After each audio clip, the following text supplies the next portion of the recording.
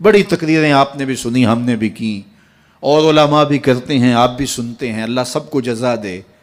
لیکن کیا آج کے اس اجتماع میں آپ یہ عزم کر سکتے ہیں کہ جو سنیں اس پہ عمل کریں گے؟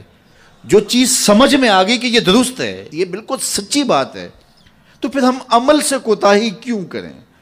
میاں اتنا سن لیں نا جتنا عمل کر لیں۔ وہ ہمارے بزرگ ایک کہانی سنایا کرتے تھے کہ ایک سادہ سا دیہاتی آدمی تھا، تو اس کو کسی نے کہا کہ مولانا آ رہے ہیں تو وہ واز کریں گے، تو آپ میرے ساتھ سننے کے لیے جائیں۔ تو انہوں نے کہا ٹھیک ہے میں چلتا ہوں۔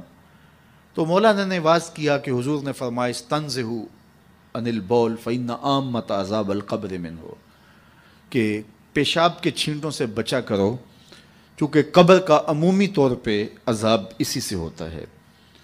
تو کہتے ہیں کہ انہوں نے ساتھ طریقہ بھی یہ بتایا کہ نرم جگہ پہ پیشاب کیا کرو۔ اس وقت یہ واش روم اس طرح کے تو ہوتے نہیں تھے، تو نہیں تو تھوڑی سی ریت اپنے ساتھ رکھ لیا کرو، جہاں کہیں سخت جگہ ہو اور آپ کو حاجت ہو تو وہاں تھوڑی سی ریت ڈال لی تاکہ چھینٹے نہ اڑیں اور آپ کو تکلیف نہ ہو۔ تو یہ اس پہ انہوں نے سارا زور دیا، اور گفتگو اس عنوان سے تھی۔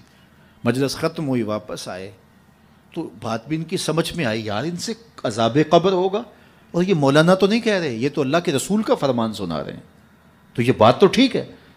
تو انہوں نے سفر میں اپنے ساتھ ریت رکھنا شروع کر دی، 2-4 کلو ریت اپنے ساتھ رکھتے۔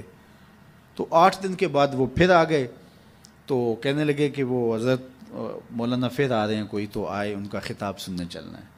وہ کہنے لگے میں ابھی 4-5 کلو وزن اٹھا سکتا ہوں، عادی ہو جاؤں گا تو دوسرا خطبہ سن لوں گا، لیکن ہم تو روز، وہ کئی لوگوں کی عادت ہوتی ہے کہ دوپہر کو یہاں سننا، شام کو وہاں، دوپہر پھر نمبر بھی لگاتے ہیں تقریروں کے، فلاں مولوی نے زیادہ اچھی کی، اس نے تو بہت زیادہ اچھی کی۔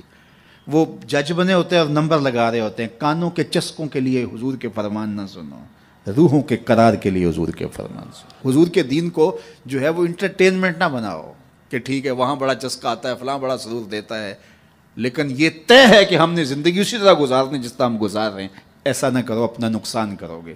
یہ زندگی اللہ کی امانت ہے، روز روز نہیں ملتی، آج گزر گئی تو کل یہ وقت ہاتھ سے نکل گیا۔ یہ عزم کرو، جو سنو، اور اگر آپ کو یقین ہو کہ جو کہا جا رہا ہے وہ سچ کہا جا رہا ہے تو پھر ہمارے پاس کوئی دوسرا راستہ ہی نہیں ہے اس پر عمل کرنے کے علاوہ۔ تو آج کی اس مجلس میں اگر ہم صرف اسی بات کو طے کر لیں کہ آج کے بعد جھوٹ نہیں بولیں گے، ٹینشن ختم ہو جائے گی، اندر کی بے قراریاں ختم ہو جائیں گی، روحوں کو قرار آنا شروع ہو جائے گا، باطن کو اجالے نصیب ہو جائیں گے۔ تو یہ میرے حضور کا کردار ہے کہ میرے حضور صادق بھی تھے، میرے حضور امین بھی تھے۔ حضور کا یہ اسوہ، حضور کا یہ بتایا ہوا طریقہ، حضور کا یہ عمل اور حضور کا خوبصورت رویہ میں اور آپ اپنی روحوں میں اتارنے کی کوشش کریں۔ اس کا طریقہ کیا ہوگا؟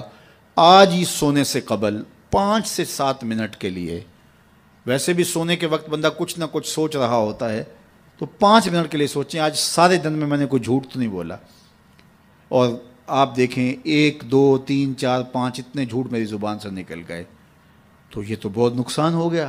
چلو کل کا دن انشاءاللہ احتیاط سے گزاروں گا۔